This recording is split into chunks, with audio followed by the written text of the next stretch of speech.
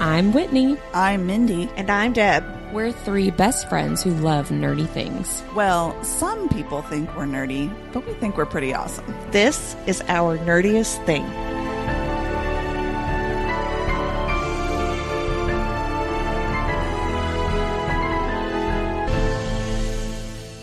Hello, fellow nerds, and welcome to our nerdiest thing. Today, we are discussing The Fall of the House of Usher, the Netflix series, Episode 2, The Masque of the Red Death, which is also a short story by Edgar Allan Poe. And we're going to talk about that, too. It's crazy how that correlates. I know. What a coincidence. I couldn't decide if I wanted to say coincide or correlate, so it's correlates. A coincidence. Before we get into that, Deb, will you please share our nerdiest cocktail? Yes, tonight's drink is named Raining Inferno, and I keep thinking, it's raining infernos. Hallelujah. Yeah, or not. Run for the hills. Run for the hills. So Or holy shit. Tonight's drink is named Raining Inferno, and it's themed after masquerade orgies. Ooh, my favorite kind. Lots of boobies in this episode. There were.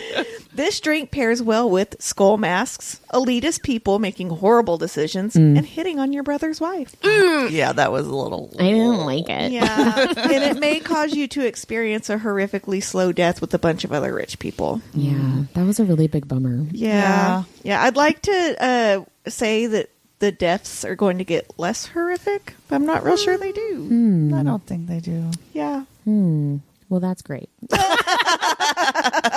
Can't wait. It looks like a summer drink, but it's actually based off a drink that's about like an Inferno. And I think it's because it has Fireball in it, but Yes. it's not super spicy at all. No, that's what I said to Mindy after you had walked out of the kitchen. I said, this looks very summery, but it does taste very cinnamony. Yeah. It's looks are deceiving. It will not. Which was a theme in the episode. It I will feel like, not too. burn your entire body to death. Thank you. Let's hope not. Yeah, I appreciate that. Guess what? Yeah, now that I've taken a sip. Well, now it's time for our nerdy and dirty recap, which is not timed because there's just too much to say about the Edgar Allan Poe stories and the episodes. So I'm going to give you a little bit about The Masque of the Red Death, the story, and then the episode from this Netflix series. So here we go. In Edgar Allan Poe's short story, The Masque of the Red Death, we read about a kingdom that's being ravaged by a mysterious and deadly illness that everyone is afraid of. That sounds familiar. Well, so I wanted to point out, I did look up because I was like, what is this based off of? And at the time, people thought it was like yellow fever or TB, but no one knew what Ebola was yet. And it's essentially Ebola. Yeah, it is. It's gross. So the Red Death makes you bleed from your pores and kills you within 30 minutes of starting the show symptoms. And everyone is terrified of getting it. So the leader of this kingdom, Prince Prospero, decides that this is the perfect time to throw a party. So it's an exclusive invite-only masquerade, and they lock everyone else out so that the high and mighty at this party don't have to worry about letting in someone sick and spreading this disease. So everyone's partying, having a great time, except for every time it's a new hour and the clock chimes to signal a new hour, and everybody basically freezes and like freaks out. So suddenly everyone realizes there's a mysterious partygoer wearing a super creepy mask that covers their entire face, and everyone gets super scared. Prince Prospero gets very upset that someone's messing with the vibe, essentially, and he marches over and unmasks the intruder to publicly shame them, but shocker, there's no one actually under the mask. It's like a ghost or some faceless mist or something. Yeah, it's just like specter. nothing is there. So Prince Prospero keels over and dies while all the partygoers are just freaking out. And I hate it when that happens. Yeah, they lived happily ever after. No, I don't know. The story just ends at that point.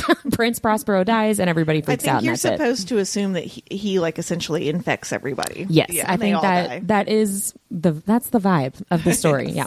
So I'm going to talk more about the short story a little bit later in the episode. So for the episode of the Netflix show, The Fall of the House of Usher, this episode 2, we see Roderick's youngest child. I think he's the youngest, isn't he? Yes. Yes. I wrote that and then realized I wasn't sure if that was actually correct. Who is also named Prospero, planning basically a big orgy rave that is invite only, super expensive, as a money-making scheme. He hosts the party at an abandoned Usher warehouse factory place that's being called out for having environmental toxins and not following breaking the law. So, everything is going to go super great for everybody. So Prospero holds this party. It gets revealed that while he's promised all the partygoers a night of anonymous debauchery with no consequences, he's actually filming everything in an effort to get leverage to blackmail all these people later.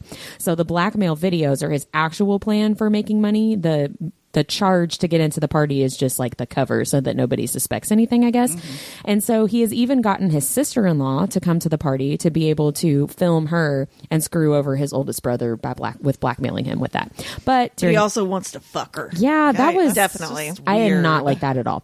So during the party, Prospero sees a mysterious partygoer in a red cloak and a super creepy mask, and he does not recognize this person from his guest list. And we see it's Verna, the bartender from New Year's Eve. Andy wants to fuck her. Oh, 100%. Prospero just wants to fuck everybody. That was much clearer to me than what was going on with the sister-in-law. So Prospero doesn't know that. The audience does. And when she tells him there are consequences for everything and that he could still stop it, he says, "No, thank you, ma'am," and carries on with the partying. So then Verna goes and warns staff and the sister-in-law, actually, to leave the party. And when the clock strikes midnight, Prospero has the sprinklers turned on to signal the start of the orgy because he likes drama. Everyone literally melts because instead of spraying water, they get sprayed with acid, and they all died. And that's the end of the episode. Wow, I hate it when that happens. Yeah. And their skin is so gross. It was like the really cool effects, but also like I'm going to have nightmares about it. Squelching noises. They looked like Vecna. Yeah, they did. They did. They totally did look like Vecna. That's sort of like your skin's inside out and it's I wonder if it was some of the same makeup because it's all Netflix. Stranger Things is Netflix too. I can see that. Well, since I have brought up the vibe with all of that, Mindy, help us out and share with us our nerdiest vocabulary. Well, I've got several in this episode of names because there were just a lot to choose from. But I'm going to start with Prospero because this is his episode. And it comes from the Latin, which means prosperous or fortunate. And alas, poor Perry. He's not very fortunate in this episode. Or prosperous, really. No, yeah. Well, I mean, he could have been, but no. Yeah. So speaking of the nickname, though, the name Perry comes from Latin as well, and it means traveler or foreign. Oh. Which kind of goes, I think, because Perry seems to be sort of the, quote, foreigner of the family, since he basically calls himself like the bastardest of the bastards. All call him a bastard. Yeah, I mean, they all do, but he's like, I'm the most bastard of all the bastards, right? Yeah. And so I thought that was interesting that sort of went with that. And he, of course, is named after Prince Prospero in the story, The Masque of the Red Death.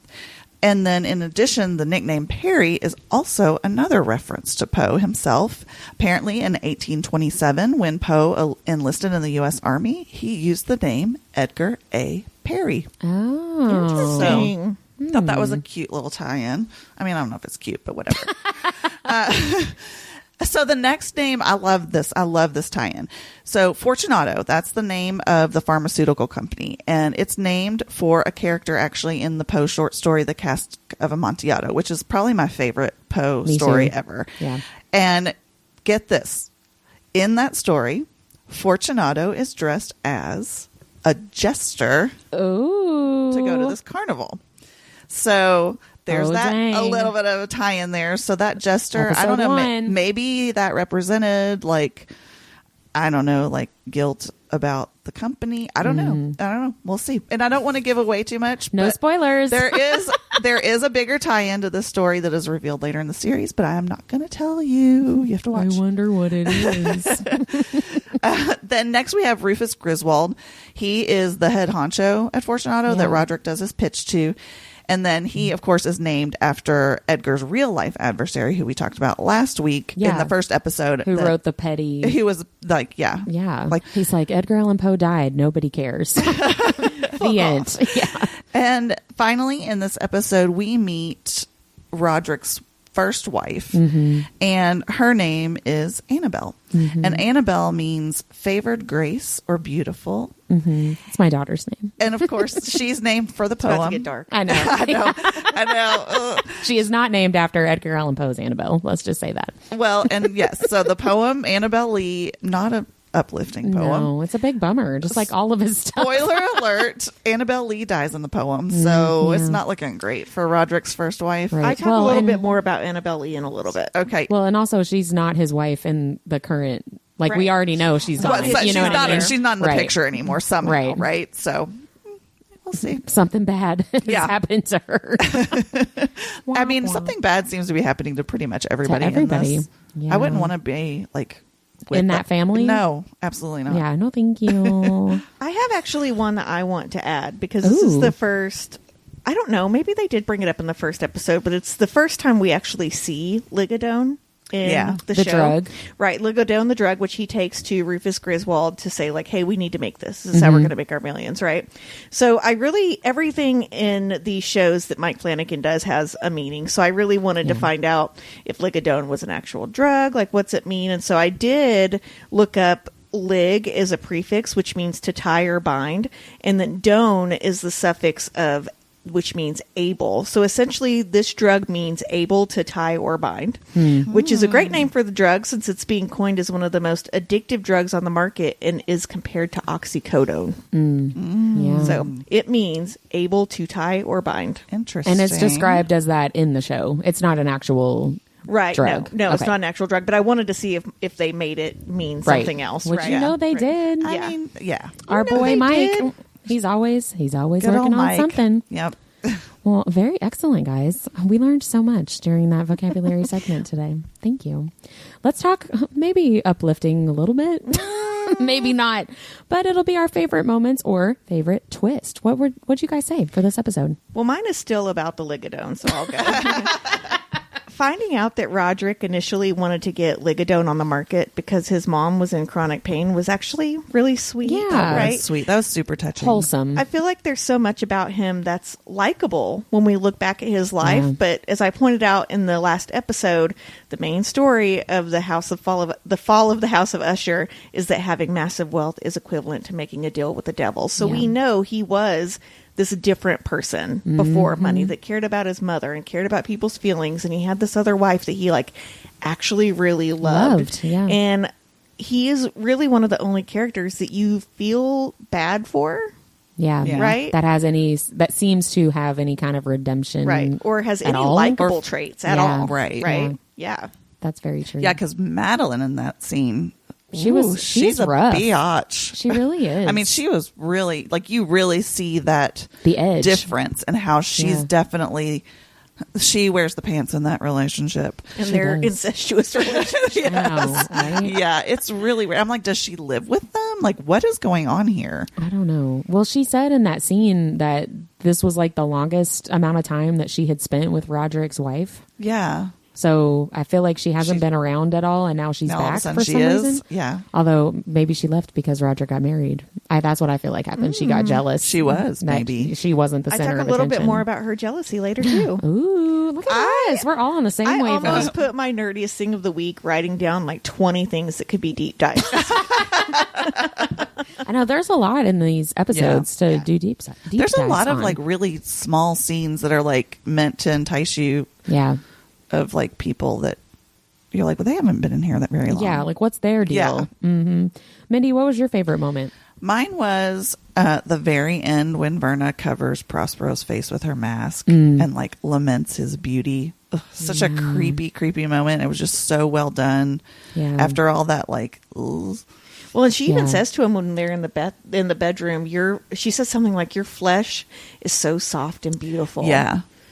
Yeah, that creeped me out. A little bit of foreshadowing there. Yeah. I don't know. I like the creepy bits in these. It just, I think they're really, really, really well done. I much prefer the subtle creepiness and the tension of that as opposed to the jump scare as kind of opposed things. to a gesture being in the exactly being in the yes. back seat, Christ, exactly, and smiling at you like he's about to kill you. Well, even like in that. the beginning when Prospero, like you see him in the background again, and then all of a sudden he's up, but it's not even a jump scare. It's more of a like slow, like you know he's going to come out. Yeah, I didn't like that. I didn't like that at all. Well, what did you like? My favorite moment is not really a moment, but more of a theme throughout the episode. I really loved the different ways that the show shows excess and really like gluttony with Prospero and his like that part of his personality. So he wakes up in the aftermath of an orgy at the beginning of the episode. The graffiti art on his wall is all about like sex and like hedonism, basically. And like just do what feels good. He completely freaks out about the super rare egg that he's like, it's only in season for 3 weeks or whatever that was, and he like threatens to kill his like partner ? Bestie. Yeah, I was a little bit confused about that relationship in general, but I think it's a throuple. That's what it seemed like. But then who are all those other people? Right? Like, something's going on there. Those people were proof that if you have money, it doesn't matter if you're a skinny little dickwad. Yeah, that's true. With a bad haircut. Yeah, just the drugs, all the drinking, the rave itself, the lack of caring about what was going on with his company. He's supposed to be shadowing his older brother, and he just like could not care less because he doesn't have to. Because he has all this money, right? And he's like talking in the middle of their like totally like throwing them under the bus. Do we own that? Yeah, it's like shut up, dude. I almost put as my favorite part, and I'm sorry to interrupt you. It is relevant right this second. But whenever Frederick takes him into the hallway and like pushes him up against the wall, and he goes back into the room, do you notice like he's hiding it from Arthur Prim, but he like flips him off behind his back as he's walking off. I did not. That is such a sibling move. I did not see that. That's really funny. I didn't notice that. But yeah, just even the plan to use the sprinklers at all, just for dramatic effect, as like a signal that that's when the sex can start. And like giving himself that power over everybody at the party. Like they can't have any penetration until I tell them to. Like all these little subtle, but also very in your face ways that this guy does what he wants, gets what he wants, has everything he could ever imagine, and he sucks. Yeah. You know? Yeah. Like, I really appreciated all those different showcases of his suckery. I do want to talk a little bit more about this because we do see Prospero curate an exclusive event. I can't fucking talk. For the record, listeners, I was super hungover yesterday. I think it's carried over from our book club reading weekend. So it was fun. It was really fun. We see Prospero curate an exclusive invite list, and it has a $25,000 fee just to attend. So you have to be invited, you have to get this app, and you have to pay $25,000, right? And even though that sounds outrageous, there's actually tons of opportunities across the globe where if you have money, you can access and attend things that most of the population will never see, like 99.99999%. Okay. So first, let's talk about climbing Mount Everest, which is a mountain in which dead bodies are used for landmarks. That's how dangerous it is, right? That's horrible. That is terrible. If you'd like an exclusive tour that takes less time to get to the top, so the normal route takes about 2 months, and I think this one takes about half the time, you can pay about $115,000 to have that. Is that all? To go and possibly die on the mountain. Right? Ugh, I don't relate to that. I don't like that. Next, you can rent Musha Cay, which is in the Bahamas, and it's one of the most exclusive and luxurious private islands in the world. It's owned by David Copperfield. And the cost to stay here is over $50,000 per night. It's all inclusive and includes the privacy of the entire island. Well, so for $50,000 a night, you can have David Honestly, that Copperfield's sounds like island. a little bit of a bargain. I did. If you're rich, I mean, like Right. 50,000, you get It's everything. not that much. Actual privacy. And I think it said the house sleeps like 26 or something. Yeah. I So feel if everybody like puts in their $2,000, you can do that, right? if you For one gave night. me 1,000 guesses to guess who owns an island like that, I would never guess David Copperfield. That's so random. Okay, so speaking Good for him. Speaking of shitting money, if you really, really want to put it out there and make sure that people know that you're shitting money, you can go to space. Yeah. So, It's what all the cool kids are doing. that's right. So we know that Jeff Bezos has taken a recreational space trip on his rocket, the New Shepard, with his brother, and he also took Was that the one that looks like a penis? Yes, I believe. Don't all rockets look like penises? Well, this one looked a little more like a penis. And so I also want to point out, and I don't really know who these people are, but he took up a woman who then became the oldest woman to be in space, and a kid that was 18 who was the youngest person to ever be in space. So I don't know what they meant to him. Cool, I guess. Well, so- he just wanted to be part of more records. Right. Yeah, that's probably true. This 11-minute excursion where one can experience weightlessness is allegedly $300,000. And the first seat to sit on his ship sold at auction for $28 million. Oh my Holy gosh. crap. For 11 minutes. 11 minutes is probably a long time for him. I was really proud of that. So, if you want to stay on this planet, you can pay $245,000 to travel the world in 6 months on the Silver Seas World Cruise.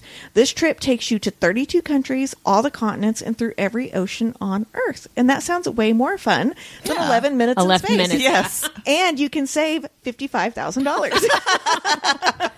Oh, man. So let's talk a little bit about exclusive parties, because that's what Prospero was Yeah. actually doing, right? Every year, celebrities attend the Met Gala, which I did not know is coined as one of the most exclusive parties on the planet. Did you Yeah. all know that? I didn't realize that. To walk that red carpet, you have to be invited, and it costs $75,000 for a seat. Most celebrities, however, do not have to pay, as they're given seats by brands and companies who have purchased the tables and want Yeah. them Right. there, right? I do want to point out a number to you all, and it's $4.8 million. That was the cost of Marilyn Monroe's custom gown that Kim Kardashian wore in 2022 to the Met Gala. Holy shit. It remains the messed most up. expensive dress in gala history that Yeah. someone has worn to that event. Is that it's a fundraiser for the museum, isn't it? It is. Okay. Yeah. Yeah. There's So at it least is. that. Yeah. Right. But it's Which, you know, I'm still an stupid. art lover. I believe Sure. in that. Sure. Yeah.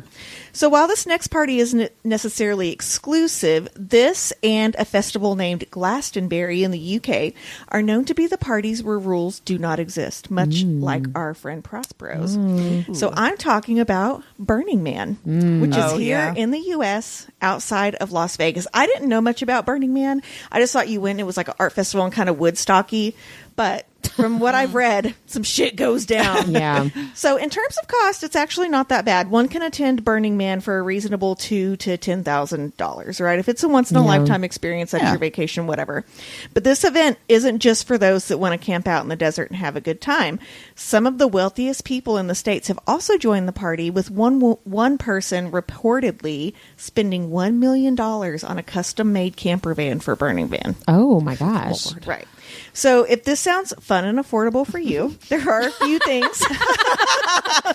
There are a few things to keep in mind before attending, because this event is all about self-expression, which means it may not be for you. Hallucinogenic drugs are on tap, but know that self-reliance is a essential principle of this festival. So you bring everything you need and you leave nothing behind. Their whole thing is like eco-sustainability, right? Yeah. No money changes hands at Burning Man's except to buy ice or coffee. So Weird. that means if you want drugs, you have to barter for them. Okay, so you have to have something that you're giving in return for drugs. Speaking of self-expression, sex between attendees is normal and expected. Monogamy is actually seen as a selfish act at Burning Man. That is not something you're supposed to do there. There are theme camps all around Burning Man that encourage group sex. So, for example, one popular tent is called the Orgy Dome. Oh my gosh. Burning Man touts itself as a sex-positive, consensual place where all can love and be loved. Luckily, the Orgy Dome offers free towels and sheets, but Oh, asks gosh. visitors to clean up afterwards and to keep in line with the festival's no-waste eco-credentials. Right? So take your towels with you. Take your cum towel with you. Does that mean that they would discourage like use of condoms? No, as long as you take it As with long as you. you take it with Okay. you. Yeah. Right? They don't want you leaving any trash behind, but you need to bring your condoms with you, because Right. you're in the middle of the desert. Right, There's right. Like, I think the bus ride's like an hour from like the nearest shuttle. yeah. So you better have condoms with you. Right. And a trash bag, I guess. And some wipes. And there's, again, bring your own there's tarp. there's no showers, and like people are just fucking for days, right? But I guess at a certain point everyone smells. I don't know. I guess. Okay, so if the Orgy Dome isn't for you, you can visit group erotic massages, classes on like S&M, attend the Thursday evening unicorn night, which is for couples seeking a threesome, or the Saturday Scream, which encourages everyone to moan, with the loudest moaning winning. Like during sex, or just stand there It and didn't moan? say. I don't know what they win. I don't know what they win. If they already get uninhibited sex and drugs on tap, do they maybe get like toilet paper? Maybe they get free ice and free coffee. Yeah. Man, I got his coffee in the morning by moaning the loudest. So finally, there is a themed camp where unnamed judges give points to amorous couples for style and inventive poses. Oh, Lord. That is so weird. So it would seem that Prospero wasn't really actually that inventive when he came up with this exclusive debauchery party idea. No. But maybe if he'd taken $1 million camper to Burning Man, he wouldn't have died via acid rain. Yeah, I would agree with that. Yeah. Burning Man So, would have been a better option The for thing him. about Burning Man, though, is shocking as some of that may seem to people. The whole thing is about consent, and it's supposed to be a safe space. And so, we say it all the time. We're not yucking anyone's yum if that's for you. But hopefully that's accurate, and it actually is a safe space right. for everybody. Oh, sure, Yeah. right. Sure, hopefully it is accurate. But I didn't know that's what happened there. And there's that Glastonbury Festival in the UK. A lot of people say Burning Man is the US equivalent of that. Okay. Yeah, I definitely thought it was like take psychedelics and dance and roll in the yeah, mud. like have a vision or an epiphany or something. Yeah. And Yeah. Well, they're having visions and epiphanies, I guess. trust me. that's not the way Oh I my thought. God, I can moan the loudest. Didn't it start Oh, out gosh. as like a way like to stick it to the man? Like that was That's what I feel like. 'cause Yeah. the it's like- artwork's all burned. but it's so Yeah. weird like how it's evolved into this like completely different thing. It does feel like To me. it Well, what feels- else are you going to do for 3 days while It's you're sticking it to changed. the Well, that's what I'm saying. I think You're going to stick it to some man. somebody's gonna stick it to something. to something, And something you're or going to someone. stick to something after 3 days. Yeah. That. Yeah. So these not for things me. do happen, but again, they're more exclusive. Yeah. You have to have resources to make these things happen. Yeah. Oh, Lord. Well, thank you for that. Thank you. We're going to bring it down now. Maybe. It's the theme of the whole episode, right? What about a least favorite moment or least favorite twist? What'd you guys say? Well, at first I really wanted to say Frederick's ridiculous hair. Because Ponytail? it's awful and he's awkward. Even when he was trying to like bully Perry, Yeah. he was awkward. I don't like him. I said this when we watched Midnight Mass, and I'll say it again for our new listeners. That is the little boy for me. I know. Every time I see him with It's his so like weird. little, that. that little man bun, I'm just like, E.T. You would be so ashamed, Freddie. I know. Like, oh my gosh. Hey, hold on. Elliot hates your hair. So my actual least favorite moment. Oh, that wasn't it? I really wanted to say that, but no, my actual one was when they all get doused with acid and the sound effects I hate it when that happens. of their Yeah. flesh disintegrating and the gurgling and It was kind of awesome from a, special effects Yeah, no, it sound was engineering extremely perspective. well done. Yeah, but it horrible. made me want to vomit. So Yeah. Special. I mean, I guess Verna can do anything, but she's like pristine clean when she walks I up, know, too. I know. Yeah, she doesn't even have like stuff on the end of her cloak. Well, and I definitely got the idea anyway that not everybody could see her. That was like a special Prospero thing. Even when she was whispering to people, I got the impression that they weren't actually seeing or even hearing something. It was just like a feeling. Again, of, I nerded out about this episode. I have something about that soon too. Well, I'll go ahead and share my least favorite moment. Again, this isn't a one moment in particular, but the whole sister-in-law aspect of this storyline, I just really did not like that.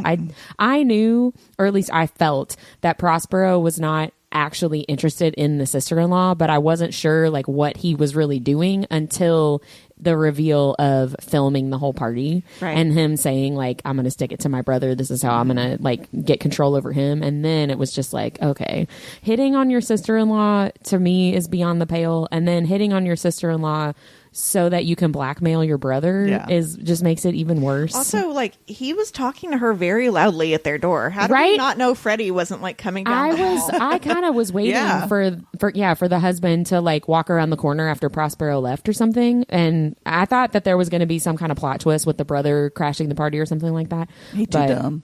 But yeah, his hair was pulled back too tight. He had a headache. I did have a special mention, just like you had for the brother's hair. I have two special mentions: the effects of the acid burning at the party. That was horrible, but in like a cool way? ? But also, I have a really hard time with the monkey experimenting surgery, medical testing storyline. Right. I had a really hard time with that. I don't like that. I have a really hard time with that character, Victorine. I don't like her character. Yeah. She really Yeah, she's kind of awful.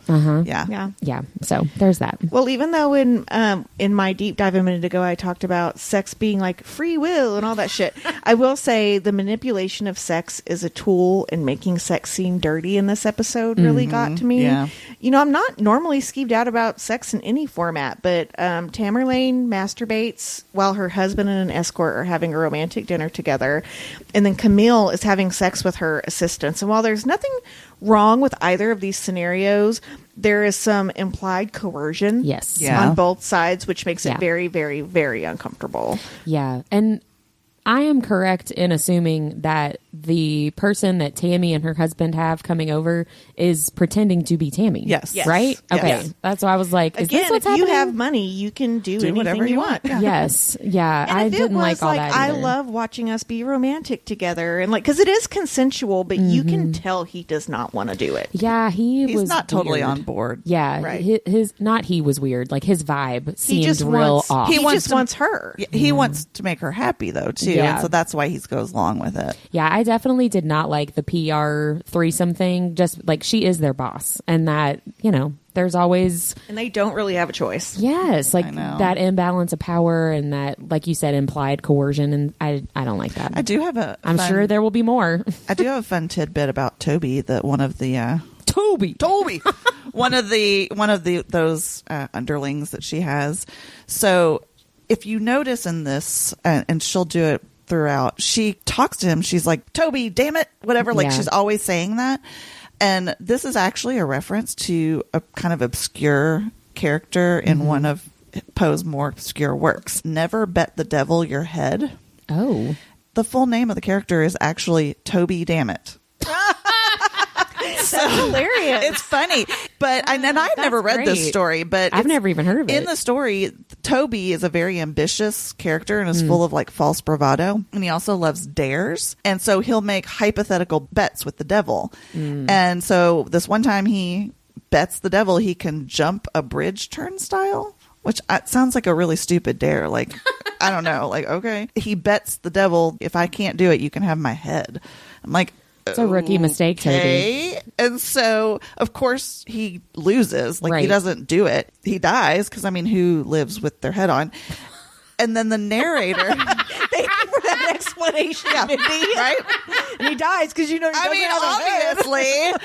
Well, I mean, you know what? Here's the thing about Poe. You never know what's going to That's happen true. in those stories. In a Poe story, you could live without your Your head, defense, honestly. right. Yeah. He could put a green ribbon around it and then go to That's true. school. Yeah. That's from another creepy kid story. The girl with the green ribbon. Which Anyway. I found out today, one of our book club friends, her daughter went for that as Halloween one year and was pissed off because Nobody Nobody recognized got her. it. Yeah. Yeah. That was funny. The narrator of the story does something kind of douchey, and he's like complaining about having to pay for this guy's funeral. Oh. I guess the narrator's his friend. And so instead he refuses to pay for it, and then he has Toby dug up and sold his dog meat. Oh, Lord. See what I said? You know what I mean? Poe stories can take a turn, right? I wonder who Toby was and why Poe Right? hated him so I know. much. I know. It's like- that I did not find. It could have been like a moral allegory, but then you have to take it to like dog meat territory. And you're like, why? I will say I did not dig this up and read it. I really want to though, because I didn't know about it. It sounds super dark and disturbing, which I know I would like. So, It's Poe. and if anybody, that's a challenge. That's the homework challenge. I challenge you to read. It's extra credit. Never bet the devil your head. Well, Yeah. Interesting.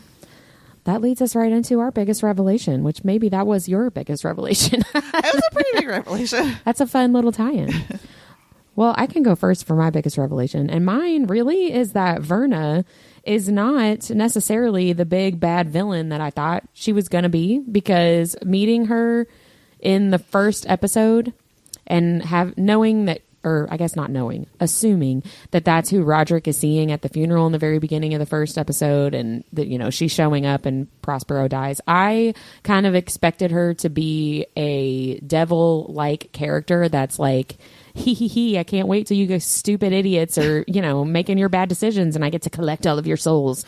But that's definitely not how she was, right? Can I ask you a question about that? Because when they're in the bedroom, she kind of gives him an out. She definitely does. However, I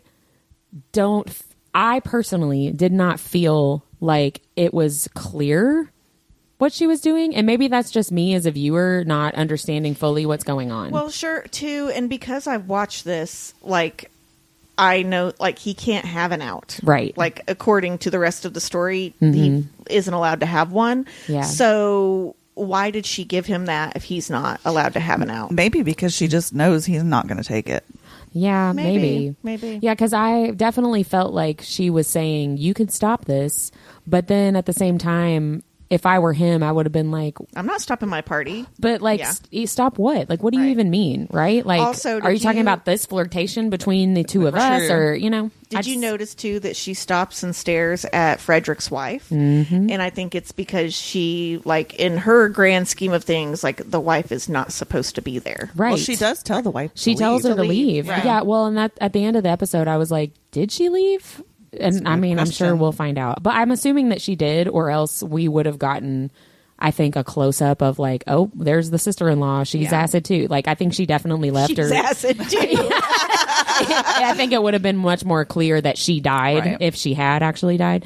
But yeah, she seems to care and have compassion and be like sad at what is happening, as opposed to I'm here, can't wait for you to die in a minute. You know what I mean? And that was surprising to me. I didn't expect to have her seem more compassionate. So now I have more questions about her and what exactly is going on. But yeah, she did not seem hungry for souls like I thought she was going to be. So that was my biggest revelation. What about you guys? Well, I feel like I always have, oh, I know where that actor's from. Yeah. So my mini revelation is that the guy that plays young Dupin is the guy from iZombie, who plays Clive Babineau. Oh. That's an actor named Malcolm Goodwin. I love Clive. I love that actor so much, and I think it's so cool that he's playing a young Dupin. Yeah. So, but my actual revelation is that Dupin's involvement with the Ushers and Fortunato goes back a lot farther than I thought. Yeah, it's not just this court case. It's decades. Yes. Yeah. Jinx. Yeah, I thought that was interesting too. Yeah. Well, I know I said I was going to bring this up earlier, but I want to talk a little bit about the poem of Annabel Lee, because once I realized it was an actual piece of work from Edgar Allan Poe, which the first time I watched it, I didn't. Oh, okay. I wanted to go and read it. And so I love how it was used as foreshadowing. And I'm going to try not to be super spoilerly here, but Mindy already said it. We know she's not around. We know that Annabelle's not with Roderick. So having said that, in the poem, Annabelle is killed by the wind as the angels are jealous of the love that Annabel Lee and the narrator have. I'm not going to say what happens to Annabel Lee yet, but I will say that Roderick's windfall and Madeline's jealousy, who would be the angels, the jealousy of their relationship are what leads to Annabelle no longer being around with us. Yeah. Right. I love that. Yeah. So again, just a deeper look into that. It was almost like they were like, we're just going to cover all of his works, but you're never going to know what it is. Because I remember thinking the first time I watched it, I was like, that's like a really beautiful poem. Yeah. But again, it turns very, very dark. The heavens kill her because they're jealous of the love that she has with the narrator. Yeah. I love too how Roderick acts like he wrote that for her. Yes. Like, he's like, this is my poem. It was interesting that I didn't really think about this in the first episode, but that made it very clear. Like, this is a world where obviously Edgar Allan Poe doesn't exist. Right. And I just like didn't think about it before then. Well, because I do think he technically in this world did write it for her, because she talks about I guess being he did. a poet. Yeah, I guess so. She's like, you're a beautiful poet, and Madeline like glares at her. Yeah. But if you know the true story, like, why would you? I wrote you this poem about you dying. Right. Well, I want to watch the rest of the episodes thinking about Roderick as Poe, like as a Poe stand-in. Representing. Interesting. Because he's a tragic, he was a tragic character in and of himself. Poe never got rich, and he married his 13-year-old Maybe cousin. It's Poe's dream. What could have been? What could have been? I could have died a grisly death much later in life. Right. What a world. What about your favorite tie-in to the original story? Mindy, what was yours? The original story, when you read it, I thought it was very interesting the way that they described this castle that they were in as having different colored rooms. And like you move from one room to the other, and the first one's blue, and it's supposed to like represent birth, I read, and then each one represents a stage leading up to death. Yeah, the cycle of life. Yeah, so like it's like the red and black room is the death room, and it's different in this show, but there's a little bit retained, and I loved how when they start out at the party, everything's very blue and it's very like revelatory and very not birth-like, but just very like positive, I guess. Everyone's happy. Yeah, everyone's having a good time. And so then at the very end, you see it fade into like the red when the acid's falling down, and of course their bodies all look red. And it's a very, as far as special effects and lighting and whatnot goes, like the behind the scenes stuff, I think it was super cool how they tied that in. Yeah, I agree. I have two, but I do have one that kind of ties in with that too, because in the poem there are 7 rooms and in this show there are 12. And if you remember, Mike Flanagan always uses 12 instead of 7 as a holy number, because remember you did a deep dive on it when we did Midnight Mass. You don't remember this. I don't. But you did, because 12 is also seen as a holy number. And you brought this up, I remember. And then I read it and I was like, oh, Whitney did that. It's about 12 disciples and all of those. And so I like that he changed it to like, well, I always do 12. Yeah. Not 7. That is cool. Yeah. Yeah. But then I had also written down while I was watching, I was like, what did Verna whisper to the bartenders and the security staff? And it's actually answered in the poem. In the poem, it says that the security guards show no emotion as everyone begins to die. Like they're not there anymore. Much like they do in the room here. Yeah. I don't think it makes sense very well unless you have read this story too. Yeah. I wouldn't have known that. Right. What was yours? I didn't know it even after I read it. Right. I know. It was just something I noticed because it was a question I had. Like, I was like, what did she whisper to them? I just assumed I don't think it matters. It was like, get out. Because then they all leave. She does say to one of them, at least because I put the subtitles on. Yeah, she says, "Go now" to somebody. I don't know if it's the wife or I think it was the sister-in-law, a security guy or one of the staff members. Okay. Yeah. So my favorite tie-in seems like a really obvious answer. The party. Good job, Whit. Yeah, thank you. No, I really enjoyed how they made it very similar to the original story. Like, yeah, we're just going to have a big party. Yeah. But then they made the necessary changes to make it make sense for 2024 or 2023, whenever this was made, right? And bringing in the technology and how they brought in, we're not going to go to a castle, but we'll go to one of our old factories or whatever that building used to be. I just really appreciated all the little twists to make it completely fit the original story, but also make sense for this show. Well, and in the story, he locks everyone in the castle. Like they physically cannot leave, and that happens at the party too. Yep. Well, and that's in the story. Although I think that seemed to be Verna. Well, I wondered. They do make them lock up all of their belongings. Like they can't leave again until they let them. Oh, well. That's true. That's right. And they can't have phones and they can't have all that stuff. In the story, too, I mean, he sequesters them he's trying to cheat death. Yes. Like he's trying to keep them from getting this, disease that's going to kill them all, which is like ironic that, I mean, in the story, we assume that they all die, but they don't necessarily. But in this one, they definitely do all die. Right. And it gives you that impression, but you only see that Prince Prospero dies in the original story. Yeah, so I'm pretty sure in this one, everyone's dead. Oh, yeah. 100%. Unless Verna came and whispered to you, you're done. So I want to go into a little bit more detail. Some of this we've talked about as, we've gone through this episode, but about Edgar Allan Poe's The Masque of the Red Death. So one of the things that I noticed too was the colors. Like I didn't realize how blue the party was until Verna showed up in her red, cloak. Like, Her red cloak was like, oh yes, this is super dark. It's very like Twilight, the blue filter or whatever. Yeah. So not the Twilight Zone. We're talking about the vampires, the movies. Yeah. So first, a couple of explanations of symbolism in the Masque of the Red Death story. So, like you said, Mindy, the 7 rooms represent the cycle of life from birth to death. And Deb, you talking about the numbers just made me think, so 7 is considered a holy number that represents like perfection and completeness and wholeness. And it's interesting to me because wouldn't that just fit Prospero so much to be like, 7 is perfect, I'll see you're perfect and I'll make it even better. I'll give you even more rooms. I just thought that. I just thought of that just now. So the clock, there's a big ebony clock in the black room in the story. The clock represents the passage of time, which is why every hour everybody stops and freezes and looks and feels really, really scared because they know like time is running out, even subconsciously. And it's also the finality of death. Chimes are a reminder your time is running out, not just of the party, but of life. Red, the color, represents death. And it's pretty on the nose that the illness causes bleeding. And, that's pretty bad for your, mortality. If you have blood coming out of your pores, go to the hospital. Yeah, like that's a problem. Get that checked out. Having the party be a masquerade represents the masks or false selves that people put on to try and avoid death. The abbey or castle where the masquerade takes place is supposed to be a place of refuge and is even protected, not just by the locked doors, but an outer wall. But ultimately, none of that matters because nobody can truly be protected from death. It's going to come for you no matter what. And then overall, the story's main theme is death is inescapable. There's nothing you can do about it.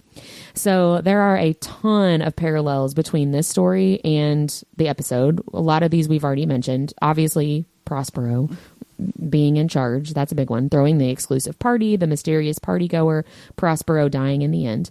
And then there are some more subtle parallels that I really, really loved. So in this episode, the Red Death that everyone is trying to avoid is simply the consequences of their actions, right? Prospero promises them that they're going to have a night of anonymous debauchery with no consequences. That is what they are supposed to have locked out from the party. Nobody's allowed to have their phones. Nobody's allowed to take any pictures, like no evidence, right? But you paid $25,000, they're not going to fuck you over. Exactly. Yeah. Little do they know that Prospero is filming everything to blackmail them later. So the consequences are inevitable. 100%. Yeah. Death. Even if the sprinklers didn't kill them all with acid, they were still going to have consequences. Yeah. You can't avoid that. It's too bad they didn't actually get screwed. That would have been nice to happen before they died. I know, right? So unknowingly, they, just like in the story, you accidentally invite the Red Death in, or Prince Prospero accidentally invites the Red Death in. They invited their own consequences in by trusting Prospero, right? And that desire for riches and for power is what ultimately leads not just to his destruction, but everybody. And if he didn't have that need to be dramatic for those stupid sprinklers, they would have been fine, right? Although I'm sure Verna would have found another way She would have just turned on a hose or something. So another subtle parallel, like we just talked about, was the lighting that we originally said. Every room in the story has different stained glass windows that have different color schemes. I think all of those colors show up during the different scenes of the party, especially obviously the red. And then one other subtle parallel that's a really major change is the huge ebony clock that chimes every hour. And every time it chimes, everybody stops what they're doing and they just wait, freaking out. That culminates at midnight, which in the story is when the mystery party goer shows up. There's no actual clock in Prospero Usher's party, but there's still the countdown to midnight because he keeps talking about the sprinklers, when it's going to be time for the sprinklers and all that. I love too that every time they went into that building, the scene started from the vantage point of the sprinkler. Of the sprinklers, yes. That was really cool. Yes. Well, in that last scene too, when he's looking up, but right before it comes down, that was a great shot. Oh my gosh. Yeah. That freaked me out in a good way, I guess. So I have to say it reminded me of Blade.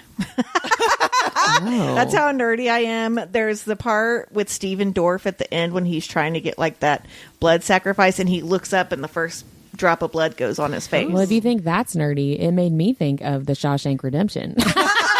When he crawls out of the sewer and it's I gotta say, outside. Andy Dufresne was a little better hearted than either of those other characters. Well, 100%. So next in the parallels is ignoring what's going on outside. So in the story, Prince Prospero is essentially neglecting his kingdom in a time of need. He's like, screw you guys, I'm going to have a party. It's a COVID pandemic and he's throwing a party instead of helping anyone in any meaningful way. COVID. Yeah. Right, Doesn't that sound familiar? And in the show, Prospero is surrounded by different crises, right? His dad is being charged with serious crimes. His family's trying to figure out who the government informant is. His family's company is being attacked with these environmental toxin legal issues. And he is just completely detached from all of it and really only cares about himself and figuring out how to make money and make his own way. And I don't think that's the same level as, a Prince Prospero neglecting his entire kingdom, but to his family, it's the same kind of betrayal and kind of neglecting your duty, right? I said duty. At this job, you're going to have a lot of duties. Yeah, right.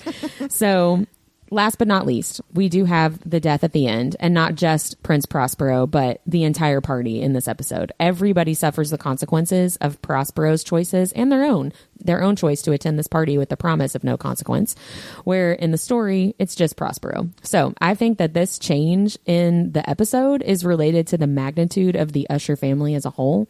Their massive wealth and power that Roderick and Madeline have gotten for themselves over the years means that their choices affect so many more people than just themselves. And since Prospero made the rave so exclusive and so expensive, the other rave attendees are also super wealthy and super powerful, leading to their demise. And it's like a trickle out effect. It's not just him neglecting his duties. It's well, you're super else. powerful and super wealthy. And so it affects also, more people. You probably didn't need to pay $25,000 to get to have sex anonymously. and then melt. Right. Yeah. You could have done that at home. Like, ultimately, they all paid a bunch of money to die. That's what they did. Yeah, I do feel you know? like you could pay $25,000 to hire a bunch of hookers, and Yeah. that's I think terrible. it's the I'm sorry, exhibitionism escorts. of it, though, and that it's wrong, and, Yeah, it's true. It's the taboo. Of course. The taboo of it all. But Well, and the isolation of it too. You could have went to Burning Man for 10. it's a steal. So that's my deep dive into the Masque of the Red Death. It made me feel really warm and fuzzy inside.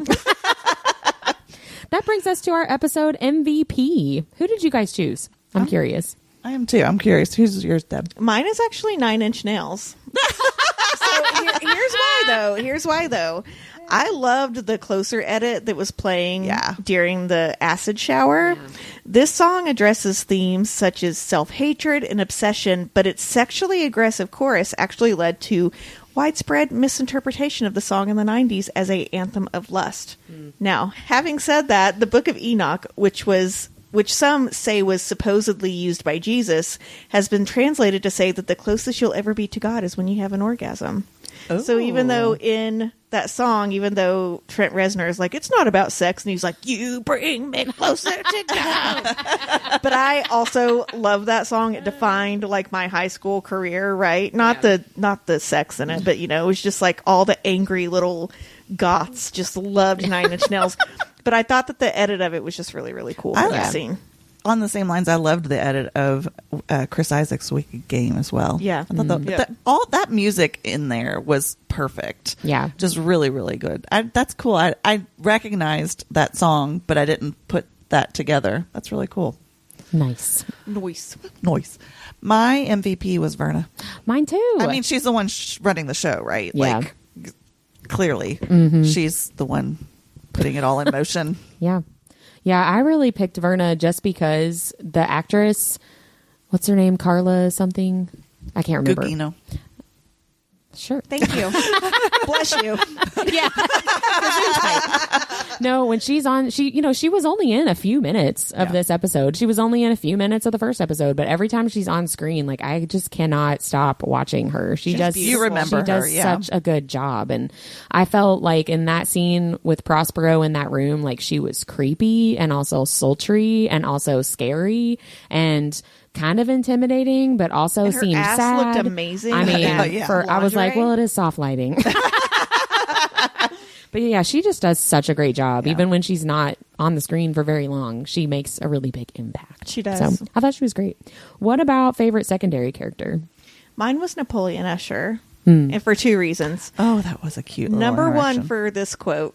You're basically 80% cum. I can smell it on you. He's talking to Prospero after Prospero's orgy, right? Yeah. But he also is Prospero's biggest fan. He tells him that he is above essentially throwing an exclusive rave. Yeah. And he tells him, you just need to see it for yourself. Yeah. And I really loved that moment. I was like, oh, he believes in him. I know. And it made me sad because I knew that was not going to happen. Right. He was not going to believe in himself. Right. He was going to die. He was not. Yeah. He's not going to get that chance.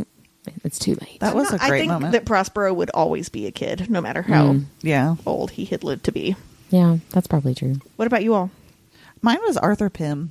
I just love that he's just sort of always there. I'm sorry, you mean Luke Skywalker. Luke Skywalker, yeah. I cannot get over that. He just shows no emotion, takes it all in, steps in when he needs to, a few words. He intrigues me.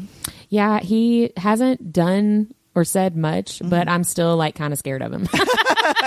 It's like I'm waiting for that. Well, my favorite secondary character was actually the main character of this entire episode.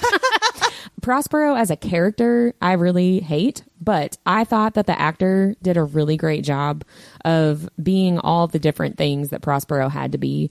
And, you know, he was petulant, he was immature, he was ruthless. And then you mentioned this moment, Mindy, that small moment right before, or actually right after those first drops of acid hit him, he had this look of just pure confusion on his face that made me feel bad for him, even though I don't think I should feel bad for him. I planned this so well. Yes, like I felt for him in that moment, and I just thought that was such great acting. But when they're in the room with the EPA, they say that the water system is tainted. I know. Like it's all the signs are there, and he's just like not paying attention, right? And it's like, dude, well, he didn't, because he for sure didn't. He was looking at him. He was like, oh, I can use this. He building. was planning instead of listening, and it ultimately led to his demise. But I thought that was really, really great acting, and I really enjoyed that actor. And it makes me sad that he's done, unless there are flashbacks.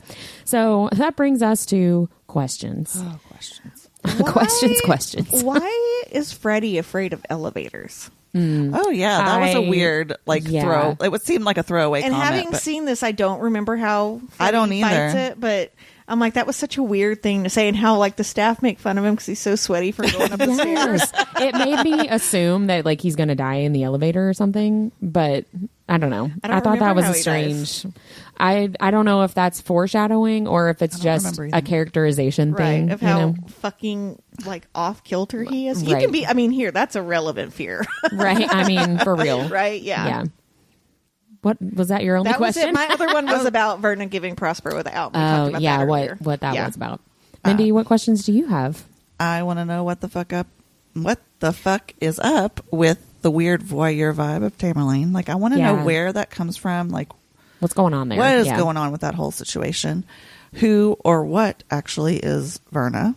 Why does she pick the people she picks to leave? Like, why do they get saved? What was that? I looked up an article from when these aired at the time that was just, like, I give it a score of an A or, whatever, those kinds of things. And they all said basically those were the staff and probably considered innocent because they didn't pay to be there. Right. They're not there to like take part of the debauchery with no consequences. They're just doing their jobs, which made sense to me, but I don't know if that's actually accurate. And then my final question is, does Roderick have dementia? He was talking about it. I think you're supposed to think he has vascular dementia. That they've discussed. And that's why he needs Victorine to get the heart mesh working. Yes. Right. Because it comes from a heart issue. But I think also the weirdness of this is it's like how much is dementia, how much of it is dementia, and how much of it is Verna. Right. I think that's what like makes what's it so real cool. and what's not. Right. Yeah. Because when he's first talking about like Cardasil and like that whole spiel about it, it seems weird and out of place. So, and he got news from a doctor too. So that's in what the previous one. I assume that he has that, but I also wondered if the whole thing with the getting to human trials and finding a drug for it or whatever, how much of that is for himself and how much of it is for his kids because it's genetic. I think it's all for him, honestly, because he doesn't want to die and let go of everything that he See, that's what done. I'm like, because he seems to have some compassion and love, question mark, for his kids, at least in terms of like, I had, a dad that wouldn't have anything to do with me and I will not do that to my children. But at the same time, I don't think he cares. I think you're going to find later it doesn't have anything to do with compassion. Yeah. Well, so stop thinking he's a good person when he's older. He's not. Well, I mean, nobody is. But he's so adamant for that deadline. Right. Yeah. Well, I have a few questions, and a couple we've already discussed. One was the sister-in-law. I assume she made it out alive. I guess I'll find out whenever I watch episode 3, which will probably be tomorrow because I'm not watching the next episode until we've recorded the episode that we're talking about because I'm going to get confused. And then the other question I have is the same that you said about all of the siblings and their like unorthodox sexual tendencies. Like there's just a lot happening, right? And then I want to include Roderick in that with his wife like bouncing on his lap in an unlocked office when his granddaughter walked in. Oh, yeah, that was weird. That made me want to vom. That was also, gross. It didn't seem like his pants were undone or anything. Well, they don't have to be. Well, I guess I was thinking they don't have to be off. He didn't stand up and zip them up or anything, though. No. Not that you could see. I mean, that's what I was going to say. He was under his desk. Maybe she was just rubbing up on him a little bit. Maybe. I don't know. I didn't like that. I didn't like that at all. Weird. I have so many questions about her in and of itself. But then my biggest question that we haven't discussed is because it was such a small part of this episode, Madeline and her immortality collection. She gets delivered that hook that takes your brain out for the mummification, and she starts to say, I'm going to use this for, and then she gets interrupted, and I was like, girl. she's obsessed with immortality because she's even using Lenore's like online presence to AI, create that AI was clone. creepy too. I mean, that's what she's doing. She's creating an AI clone. Of Lenore. That was weird. I did not like that. So and I'm like, why is Lenore going along with this? Like, because she thinks it's cool, is what I assumed. know, but like, it just, I don't know. She still looked a little bit like leery of it. Well, she should be. Yeah, she seems like the smartest of them all. Yes, I hope she is. She does. Leery of it. But yeah, definitely Madeline seems to want to live forever. But I also feel like she probably has other plans for all of those tools, and they're probably not great. And I would like to know what's going on with that. So those are all of my questions. What are you guys looking forward to? I want more of Leo and Leo Napoleon. Well, he's going to get his whole episode I know later. He will. He's hot and hilarious. It's not going to have a great ending. I also want to like explore more how Roderick considers himself responsible for the deaths. Yeah, because that was Prospero's fault. Yeah. For not paying attention in the meeting. Right. That wasn't Roderick's fault, but clearly he thinks that it is. And clearly there's clearly more to the story. It has everything to do with the bar from that New Year's Eve. Verna the bartender. We'll find out more later. Mm-hmm. But you already know the answer. What are you looking forward to, Deb? I really am looking forward to Camille dying, which is awful to say. There is nothing good about her. Yeah. Not one single thing. She is trying to do something awful to every single person in that family. Yeah. She's awful to her dad, right? Like she just is an unredeemable character who fucks her assistants. Yeah, I don't like stop it. It's so funny. I hate her too, but I love to watch her. She's great as an actress. She's really good in that character, right? But I love to hate her. But I'd also love to see her go. She'll get her episode. She has an episode coming up, I'm sure. Yeah, I'm really interested in seeing how the rest of these episodes like interconnect with each other because it doesn't seem like it's going to just be, this is Prospero's episode and this is Leo, like there's a lot of weaving together all of these different things going on. And I'm just interested to see how it all plays out. We're getting all those little tidbits are like along the way up to, yeah. And then I am really looking forward in that same line of thinking. I'm looking forward to seeing more of 70s and 80s Roderick. I love that actor. He is so good. And also that's a more likable Roderick, right? Yeah. I'm curious to see that. I don't want to say character growth, but that character arc of seemingly normal, trying to be a family man, trying to do a good thing, has wholesome motivations to like ruthless. My kids are all going to die and it's fine. Whatevs. Yeah. Sorry. So that's what I'm looking forward to. Is there anything else that you guys wanted to talk about from the episode? I think we've talked about a lot. I know. We have this one. There was a lot to say. Well, that brings us to our nerdiest thing of the week. We're not doing Tuesday episodes right now, but we wanted to still talk about the things that we, nerd out about. The things that make us us. So who wants to go first with the nerdiest thing of the week? Mine is, I've started this reading challenge. It's called the 52 Book Club, and there are 52 prompts to prompt you to read things that go along with that. Like a certain type of book. Right. And they're everything from, quote, I think it was blue, to, something set in the 1940s or 300 to 400 pages long. I mean, there's all sorts of different ways you can, like, interpret the prompts and everything. So I'm super nerding out about it. I bought this journal, and I, like, took it apart, and I rebound it so that I could, like, lay it flat and like really delve into it, and I'm using my Graby glitter markers to like make it colorful. So they're the best. I'm really getting into it. Good. So I'm having fun. that's exciting. I like doing stuff like that too, especially with the glitter pens. I know. Deb, what was your nerdiest thing? Well, earlier in the episode, I talked about how 9 Inch Nails was my chapter MVP and hearing that Closer remix. So I've been fangirling over the playlist for this show. There's so much good music on it. Now, when it goes back to the 70s, I'm not into that music. Because it's a lot of like, you know. Is there a Spotify playlist for this? Okay, Yeah. cool. Netflix does a Spotify playlist for all of their shows. Okay, that's awesome. And so that Wicked Games remix is on there and the Closer one. And so I went through and added all the ones I like to my favorites playlist and listened to them all day today. I know what I'm doing tonight. Yeah. Well, my nerdiest thing, I did my first beta read for a friend of the podcast, Kate Gately. So for listeners who don't know what that means, beta reading is different from an ARC. So an ARC is an advanced reader copy. It's when the book has already been through the entire editing process and is ready for release, and it's just an early copy of the finished product. But a beta read means that the book is still in the editing process, and the author probably has some specific aspects of the book or the story that they are looking for feedback on. And after you do your beta read, the book could have pretty significant changes depending, on how the beta read goes. So I don't want to share really much about the book because Kate asked me not to. But I will say that it made my English teacher's heart really happy to do the beta read. It was hard at first because as a teacher, I would mostly look for like grammar and stuff. And she had some specific like plot things and continuity stuff that she wanted me to focus on, which at first was really hard, but it was really fun and I really enjoyed it a lot. And she already gave me some positive feedback on my feedback, which I want to be a good student. We love Kate. She's the best. I love her. I love the Lost Wells trilogy that she finished, I think last year or maybe the end of the year before. So I was really excited that she even asked me to do that. Thank you so much, Kate. I will always read your stuff at any point. So that was really fun. I'd never done that before. So it was a fun experience. That's so cool. Next time, we're going to be talking about the fall of the House of Usher, episode 3, Murder in the Rue Morgue, and the Edgar Allan Poe story of the same name. Can't wait. See you then. Bye. Bye.